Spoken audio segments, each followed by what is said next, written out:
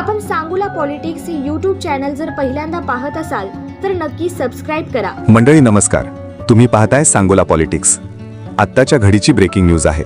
सांगोला तालुक्यातल्या अनेक गावात अवकाळी पावसानं हाहाकार माजवला आहे। जवळा, वाटंबरे, निजामपूर, राजुरी, मानेगाव या गावासह आजूबाजूच्या अनेक गावांमध्ये काही वेळापूर्वी गारांचा तुफान पाऊस झाला आहे। वादळी वाऱ्यासह झालेल्या या पावसात अनेक ठिकाणी गारांचा वर्षाव झाला आहे। तर मंडळी, तुम्ही व्हिडिओमध्ये बघू शकता वाटंबरे तसेच जवळा परिसरातली ही ताजी दृश्य आहेत। वाटंबरे आणि जवळा परिसरात गारांचा तुफान वर्षाव झाल्याचं दिसून येत आहे। तुम्ही बघू शकता या व्हिडिओमध्ये गारा मोठ्या प्रमाणात पडत असल्याचं दिसत आहे। ही खास ताजी दृश्य आपण सांगोला पॉलिटिक्सवर पाहत आहोत। जवळा वाटंबरे परिसरातल्या शेतकऱ्यांनी ही ताजी दृश्य खास सांगोला पॉलिटिक्सला पाठवली आहेत। पाऊस पडण्यापूर्वी या भागात मोठ्या प्रमाणात वादळी वारा सुटला होता। पावसाबरोबर मोठ्या प्रमाणात गारा पडल्याचं तिथल्या शेतकऱ्यांनी सांगोला पॉलिटिक्सला कळवलं आहे। या तुफान अवकाळी पावसामुळे द्राक्ष, आंबा, डाळिंब या फळ पिकांबरोबरच काढणी सुरू असलेल्या ज्वारी आणि गहू पिकालाही मोठा फटका बसणार आहे। अवकाळी पावसामुळे सांगोला तालुक्यातला बळीराजा पुरता हादरून गेला आहे। सांगोला तालुक्यात बुधवारी सायंकाळी 6च्या सुमारास अवकाळी पावसानं जोरात हजेरी लावली। सांगोला तालुक्यातल्या बहुतांशी गावांमध्ये तुफान गारांचा पाऊस पडल्याचं वृत्त आहे।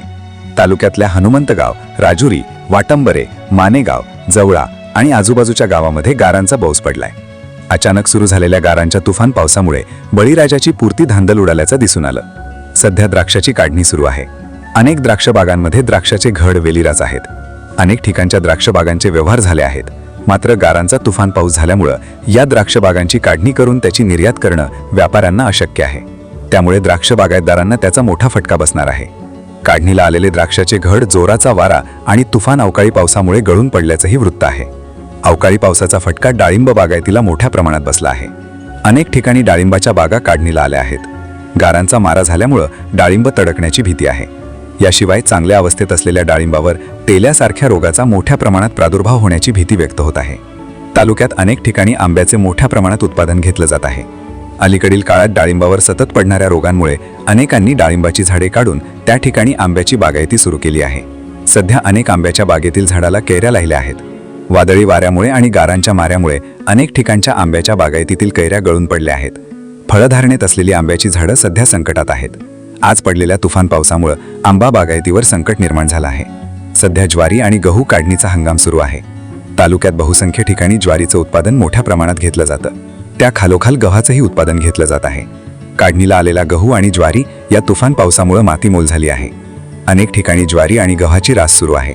मात्र या तुफान अवकाळी पावसामुळे सर्वत्र पाणीच पाणी झालं आहे। अनेकांची शेकडो किलो ज्वारी तसेच गहू भिजून गेला आहे। तालुक्यातल्या अनेक गावांमध्ये सध्या ढगाळ वातावरण आहे। मुसळधार पाऊस पडेल अशी शक्यता या वातावरणामुळे निर्माण झाली आहे। सांगोला पॉलिटिक्सच्या वतीनं तालुक्यातल्या अनेक गावात संपर्क साधून माहिती घेतली असता आकाशात काळे ढग गोळा झाले असून कोणत्याही क्षणी तुफान पाऊस पडेल असा अंदाज वर्तवण्यात येत आहे।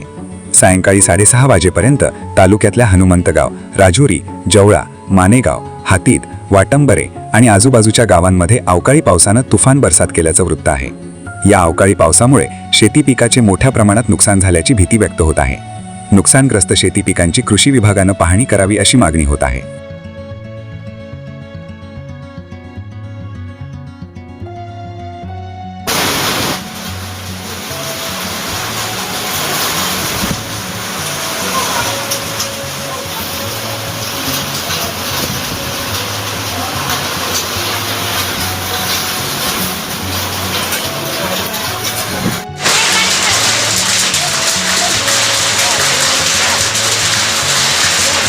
Bye bye bye bye bye